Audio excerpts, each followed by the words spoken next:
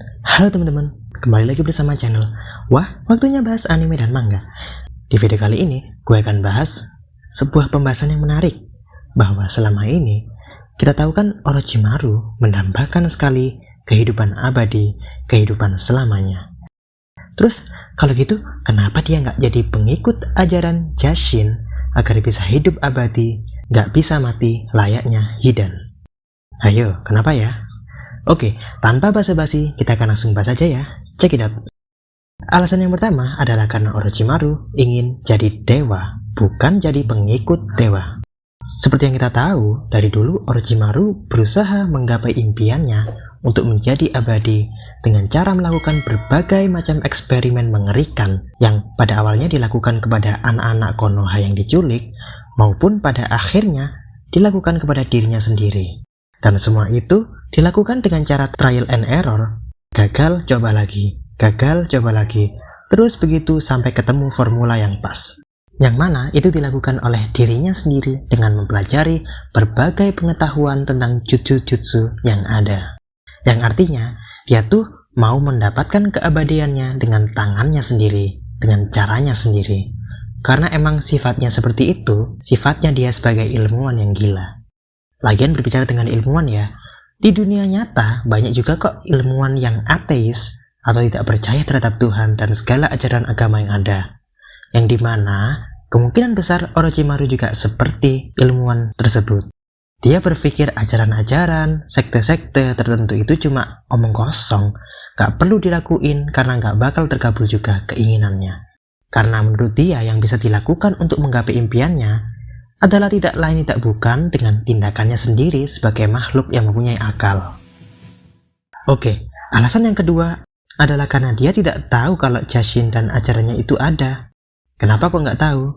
Simpel aja, Hidan adalah anggota Akatsuki terbaru kedua, alias Hidan baru bergabung itu nggak lama, sedangkan Orochimaru udah keluar duluan sebelum Hidan direkrut. Jadinya ya mereka nggak pernah bertemu. Orochimaru nggak pernah tahu ada kekuatan keabadian seperti itu. Loh, emangnya Orochimaru yang pintar, yang tahu segalanya nggak pernah tahu, nggak pernah cari tahu ada keabadian dengan mengikuti ajaran Jashin? Iya, karena apa? Alasan yang ketiga, Hidan adalah satu-satunya pengikut Jashin yang mendapatkan kekuatan tersebut. Sampai akhirnya Ryuki ya, di era Boruto. Kenapa? Karena coba aja kalian pikir kalau dengan ikut ajaran Jashin bisa langsung dapat keabadian. Terus kenapa nggak ada orang lain lagi yang seperti Hidan bisa hidup selamanya, kebal akan berbagai serangan, alias di mana pengikut Jashin lainnya?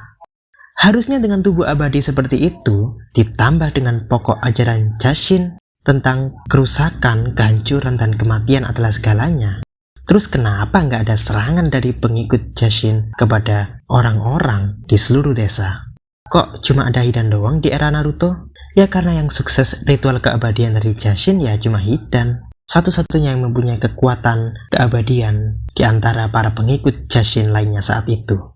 Entah kenapa sukses, mungkin karena misal aja kan ya, Hidan punya karakteristik yang nggak dimiliki orang lain. Misal darah keturunan siapa gitu, nggak tau lah. Nah, karena Orochimaru nggak punya darah keturunan tersebut, ya dia bakal gagal dapat kekuatan keabadian Jashin. Jadi rugi dong kalau ujung-ujungnya gagal, padahal dia udah mencoba merendah menghamba kepada Dewa Jashin. Hehe. Alasan yang keempat adalah karena keabadian yang dicari Orochimaru berbeda dengan yang ditawarkan Jashin. Coba teman-teman, kita ingat-ingat lagi yuk. Orochimaru pengen abadi karena apa sih? Dia jelasin ke Hiruzen bahwa tujuan dia sebenarnya adalah pengen tahu segalanya, pengen mengetahui segala teknik, jutsu, pengetahuan yang ada di seluruh dunia. Dia tahu bahwa di dunia yang begitu luas ini, banyak sekali hal-hal yang belum diketahui umat manusia sebelumnya. Nah, dia pengen jadi orang yang menemukan dan memahami hal-hal yang belum diketahui tersebut. Maka dari itu, dilanjut sama dia. Untuk melakukan penelitian hal-hal tersebut, dia perlu hidup abadi, hidup selamanya, agar dia bisa menghabiskan waktu yang sangat-sangat lama, bertahun-tahun, berpuluh-puluh tahun, untuk belajar hal yang baru. Dengan catatan, dia juga harus memiliki tubuh yang sehat juga. Nah, keabadian yang dimiliki Hidan, itu emang bener, bisa tahan tusukan, dibakar, digorok, dan lain-lain. Tapi tetap aja ada satu kelemahannya. Dia bakal bisa mati karena kelaparan dan malnutrisi. Alias keabadiannya tuh nggak benar-benar sempurna. Masih bisa banget mati kalau aja tubuh dan kepalanya dipisah. Seperti waktu Hidan melawan Shikamaru. Dia juga bakal mati beberapa hari ke depan karena dirinya tidak mendapatkan hal yang sangat penting bagi manusia, makanan. Sedangkan bagi Orochimaru, sekaligus alasan terakhirnya dan yang paling utama, dengan metode yang dia temukan sendiri, dia sudah bisa hidup sempurna. Dia bisa semakin muda dan hampir mustahil untuk mati.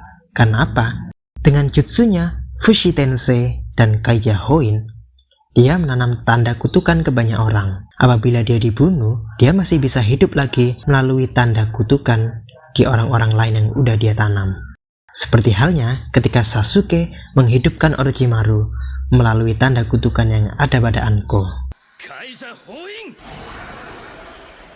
Jadi waktu itu sebenarnya Orochimaru sebagian jiwanya itu dibagi-bagi pada setiap tanda kutukan yang dia tanam kepada ninja-ninja eksperimennya.